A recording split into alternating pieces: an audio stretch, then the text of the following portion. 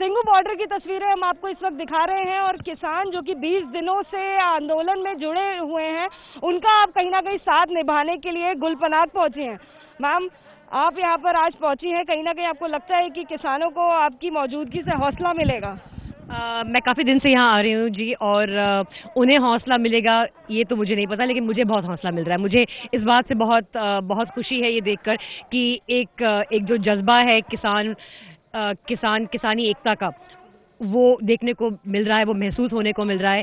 और यहाँ अलग अलग जगह से किसान आए हुए हैं जो शायद हमें नॉर्मल मीडिया बताती नहीं है। वह आप जैसे आपके सहयोगी हैं, बाकी सब लोग यही बोलते हैं कि पंजाब के लोग आए हुए हैं, पर आप यहाँ पे घूम रही हैं, आप शायद बताना चाहेंगी सच कि यहाँ पे पंजाब के अलावा बहुत से दूसरे किसान भाई भी अलग अलग जगह से आए हैं, अलग अलग स्टेट से आए हैं। मैं यहाँ इसलिए आई हूँ क्योंकि मैं एक किसान की बेटी हूँ। मेरे पिताजी ने 40 साल फौज में नौकरी की और उसके बाद अब वो खेती करते हैं। उससे पहले उनके पिताजी भी फौज में नौकरी करने के बाद उन्होंने खेती की।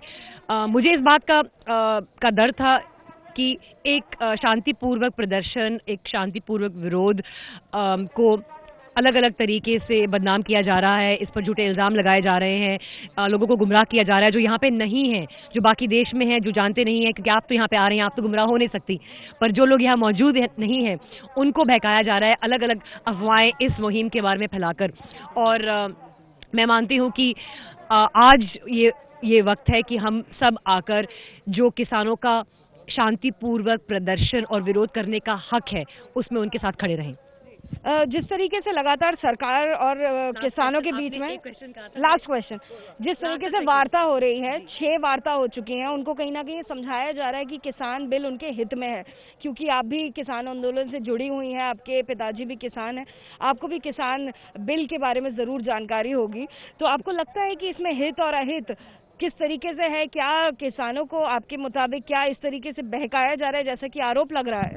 मैंने तीनों बिल पढ़े हैं कि मात्र 23 पेज हैं। एक बिल 13 पेज का है, पहला बड़ा वाला, दूसरा 8 पेज का है और तीसरा सिर्फ एक अमेंडमेंट है एसेंशियल कमोडिटी एक्ट में जो 2 पेज की है।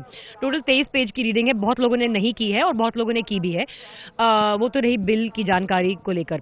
जो दूसरी बात है कि किसानों को भड़काया जा रहा है, किसानों को ये सब कहा जा रहा है, इसमें कितना सच है वो इस बात से जाहिर होता है कि किसान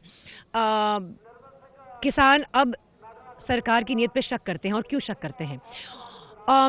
अगर ये बिल वाकई ही किसान के हित में होते तो क्या इन्हें एक ऑर्डिनेंस के रूप में जून में लॉकडाउन के बीच में लागू किया जाता? नहीं। और क्योंकि कोई इमरजेंसी नहीं थी, लॉकडाउन के बीच में, एक पैंडेमिक के बीच में एक किसान के हित वाले बिल को लागू किया गया ऑर्डिनेंस के रूप में। फिर सितंबर में जब पार्लियामेंट बैठी तो इस बिल को बिना किसी प्रॉपर चर्चा किए पास कर दिता गया। वो किसान दे हित च गल सी? जे किसान दे हित च गल कीती हुंदी तो फिर चोरी नाल चोरी छुपे बिल पास करन दी की लोड़ सी? उस करके किसानां नूं सरकार दी नीयत पे शक है। जिस तरीके से इन बिल्स को पास किया गया, पहले एक ऑर्डिनेंस के रूप में लागू करके, ऑर्डिनेंस कब लागू की जाती है? जब बहुत बड़ी इमरजेंसी होती है और पार्लियामेंट सेशन में नहीं है, मतलब एक इमरजेंसी है।